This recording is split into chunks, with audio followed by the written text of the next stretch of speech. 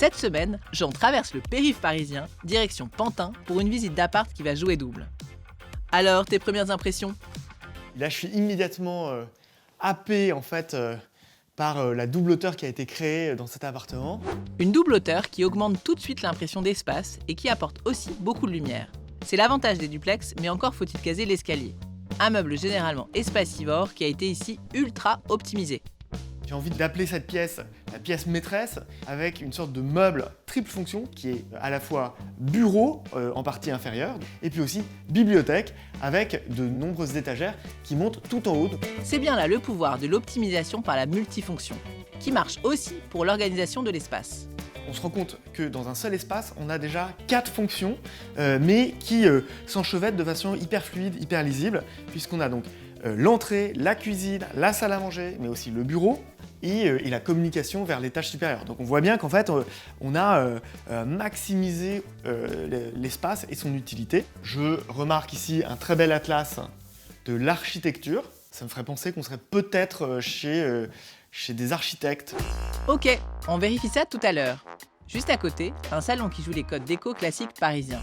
On note au passage les jolies pièces de mobilier, comme la fameuse chauffeuse Togo, un grand classique design qui mérite une petite minute d'attention de la part de Damien, notre expert en la matière.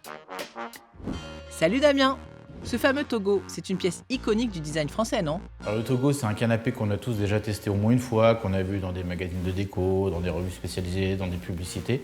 Mais il faut savoir qu'en 1973, quand Lynn Rosay le sort sur un dessin de Michel de Carrois, il n'est pas très bien accueilli. Ah bon, pourquoi?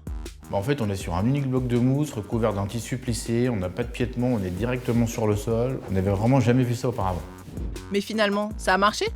En fait, dès la fin des années 70, en pleine période des années pop, Space Age, son succès est retentissant, on en voit dans tous les intérieurs. Il correspond vraiment à l'ère du temps, à ce que les gens veulent avoir dans leur salon en termes de couleurs et de forme. Donc c'est devenu un vrai best-seller pour l'éditeur? Il n'a jamais cessé d'être édité depuis 1973 et on est à quasiment 1 500 000 exemplaires de vendus depuis sa création. Un succès qui est aujourd'hui très copié. Des choses à vérifier? La dimension, la forme, que ça corresponde à ce que vous avez vu chez Lynn Rosay, et la qualité du revêtement. Sur une copie, vous serez sur quelque chose de beaucoup plus cheap et mal fini. Des conseils pour le chiner aujourd'hui? Il faut prendre son temps pour le rechercher parce qu'il y en a beaucoup sur le marché de l'occasion, donc ne vous jetez pas sur le premier Togo venu.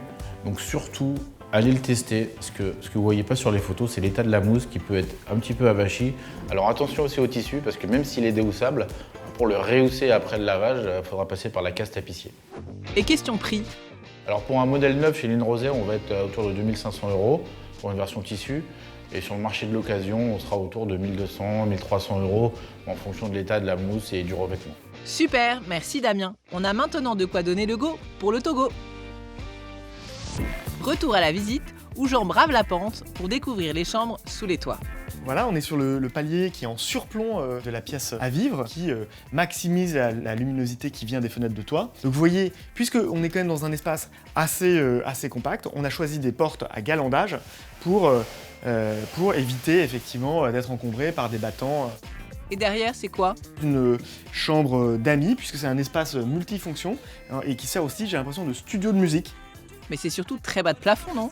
On est sous la pente de toit, d'accord? Et donc, pour casser ce côté un petit peu enfermé, on a au contraire mis des énormes ouvertures, hein, ce qui tout de suite permet au regard de s'évader. On a ouvert les combles pour aller le plus loin possible, et effectivement ça fait de la surface, hein, notamment pour des rangements bas, et puis surtout ça permet aussi de créer une sensation d'espace. Ici, on décloisonne pour agrandir visuellement les mètres carrés, mais on peut aussi faire le contraire, comme dans la seconde chambre pour caser le dressing. À mon avis, là on est vraiment dans le vestiaire, voilà des tiroirs, plein d'étagères, donc cette fois-ci pour les habits, les chaussures. Là on fait de la penderie, donc hyper simple, hein, on met un rail, et voilà, et là on a des vestes, des chemises. J'ai l'impression d'avoir un vestiaire mixte. Ah bah vous voyez, alors là c'est vachement bien. En fait, on a utilisé toute la profondeur de la pièce pour y loger la buanderie. Juste à côté, la salle de bain qui s'adapte aussi à la soupente. Alors Jean, au final, tu mises sur combien de mètres carrés? Alors en bas, moi j'évalue la surface environ à 50 mètres carrés, hein, et au-dessus, en surface utile, j'ai l'impression qu'on a au moins rajouté 20 mètres carrés utiles, mais comme on a exploité les rampants au maximum, la sensation d'espace est encore plus grande. Donc j'ai l'impression qu'on se retrouve presque avec, en termes de perception, 100 mètres carrés. Donc on aurait quasiment doublé de surface avec cette récupération des combles très très bien faite. C'est pour ça que moi je m'oriente quand même vers un couple avec au moins un architecte dans le lot, enfin un ou une architecte et un ou une musicienne, donc un couple plutôt artiste.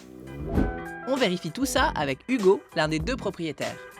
On est bien 2 avec Hortense, ma compagne. On est tous les 2 architectes. Moi cofondateur de l'agence Parage et un peu musicien aussi, effectivement, donc bien vu. Et sur les mètres carrés annoncés, Ouais, bah c'est à peu près ça. On a 45 mètres carrés en bas. 45, ah oui, donc j'ai carrés. surévalué. Et on a là-haut, alors là c'est particulier, mais on a que 10 mètres carrés carrés de surface utile.